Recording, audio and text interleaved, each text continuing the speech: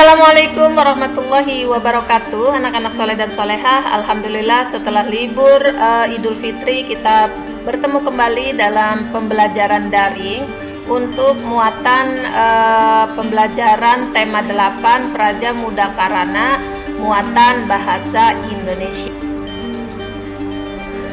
Subtema yang keempat yaitu Aku Suka Berkarya. Kompetensi dasar yang akan kalian pelajari yaitu tentang mencermati informasi tentang konsep 8 arah mata angin dan pemanfaatannya dalam denah. Jadi materi yang akan dipelajari tentang konsep 8 arah mata angin berdasarkan pemanfaatannya dalam denah.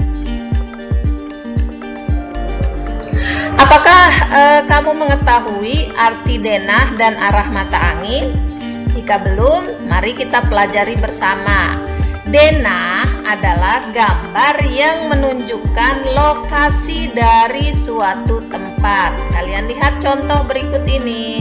Nah, di sini adalah contoh gambar di mana gambar ini disebut dengan denah. Ya, yang terdapat di dalamnya ada arah mata anginnya. Yang mana arah mata anginnya? Nah, ini adalah gambar arah mata anginnya. Mata angin itu terdiri atas 8 arah. Kira-kira apa saja ya? Coba kalian simak baik-baik.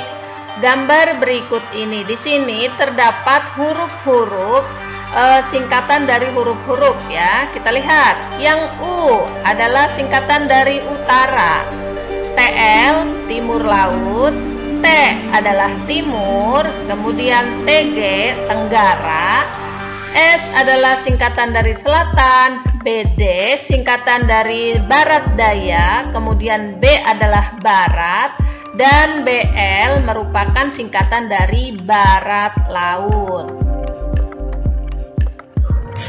Selanjutnya, bagaimana cara membaca denah berdasarkan arah mata angin? Teacher tampilkan lagi gambar denah yang sudah teacher sediakan sebelumnya ya, teacher sajikan sebelumnya.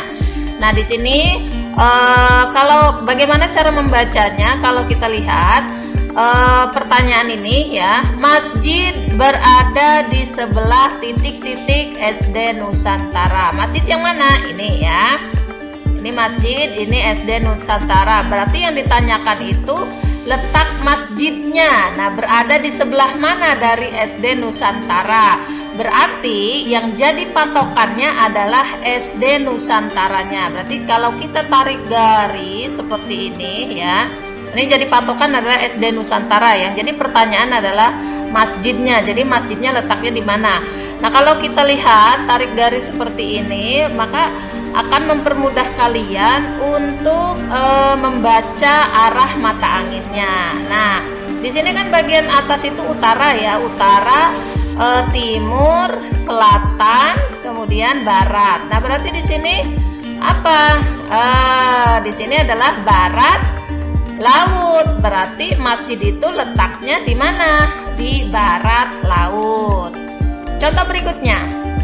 Nah, taman bermain berada di bagian titik-titik sebelah gereja. Jadi taman bermain itu adanya di bagian mana gereja? Nah, kita lihat ya. Kita lihat satu persatu. Kita hapus dulu ini. Oke. Nah, jadi taman bermain itu yang mana? Ini taman bermainnya. Kemudian gerejanya di mana? Ini gerejanya. Yang ditanyakan itu taman bermain letaknya di sebelah mana gereja? Berarti yang jadi patokan adalah gereja. Nah, kita garis tarik lurus ya. Kita tarik garis lurus seperti ini. Nah, kemudian kita buat lagi garis miringnya. Oke. Nah, setelah ditarik garis lurus akan ketahuan. Berarti taman bermain ini atau taman kenanga ini letaknya di bagian mana? Ini utara ya, utara, timur, kemudian di sini selatan, di sini barat. Berarti ini letaknya di mana? Taman kenanga. Berarti taman kenanga itu letaknya di barat daya atau kita singkat dengan BD ya. Jadi jawabannya Taman bermain berada di sebelah gereja, sebelah barat daya gereja, ya. Kemudian berikutnya yaitu kita lihat, ya. SD Nusantara berada di sebelah titik-titik taman bermain, ya.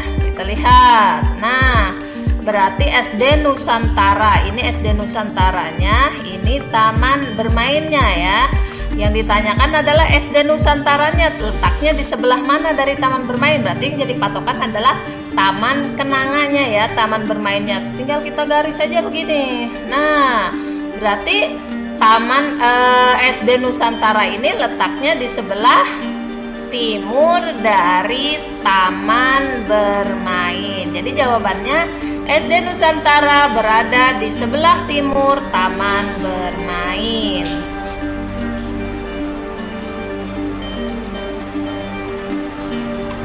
Selanjutnya di buku paket kalian ada di halaman 175.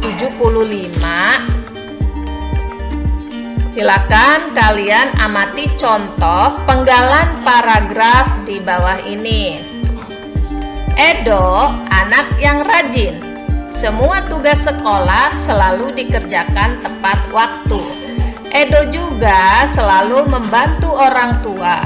Edo selalu mengerjakan pekerjaan dengan baik. Nah, ini adalah contoh penggalan dari paragraf, ya. Nah, apa sih paragraf? Pada kesempatan sebelumnya teacher sudah menjelaskan bahwa paragraf adalah susunan beberapa kalimat yang mengandung satu pikiran pokok. Jadi pikiran pokok itu dikembangkan menjadi beberapa kalimat sehingga terbentuk menjadi paragraf. Kemudian penulisan paragraf itu dimulai dengan garis baru. Nah, garis baru itu yang mana? Ya, yang ini garis barunya, ya. Nah, diawali dengan huruf kapital. Nah, huruf kapitalnya itu apa? Nah, kata Edo diawali dengan huruf E. E-nya adalah huruf kapital, diakhiri dengan tanda titik. Nah, ini, ya. Kemudian, apa sih pokok pikiran atau pikiran pokok? Ya, boleh kalian menyebut pikiran pokok atau pokok pikiran sama saja, ya, nggak apa-apa. Jadi, pikiran pokok itu adalah ide utama dari sebuah paragraf. Jadi paragraf ini ide utamanya adalah ini, ya. Edo anak yang rajin. Biasanya pikiran pokok itu terdapat pada kalimat utama, ya, pada sebuah paragrafnya. Nah, gabungan dari beberapa pikiran pokok itu disebut dengan ringkasan. Misalnya paragraf itu wacana teks bacaan itu ada 4 paragraf. Nah, masing-masing paragraf itu kan memiliki pikiran pokoknya, ya. Jadi kumpulan dari pikiran-pikiran pokok itu disebut dengan ringkasan.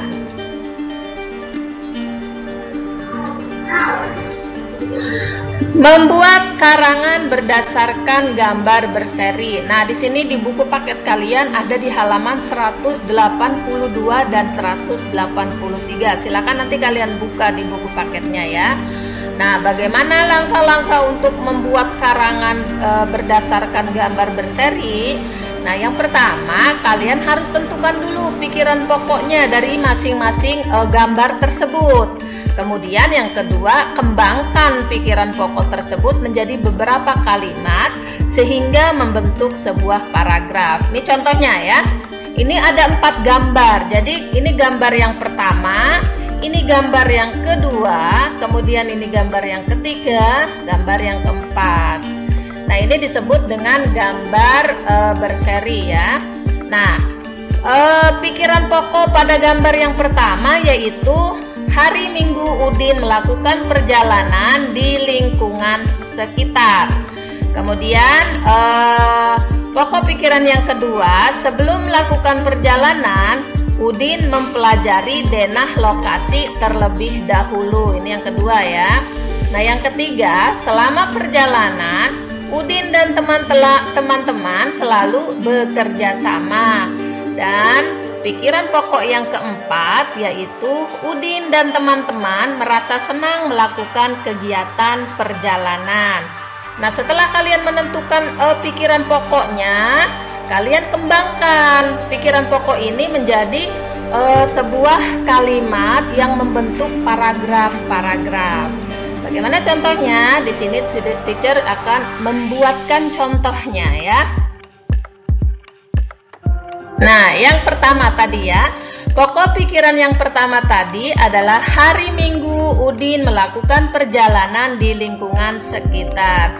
Nah, ada tambahannya. Jadi ini di sini sengaja teacher berikan warna yang berbeda ya. Ini adalah pikiran pokoknya ya ini.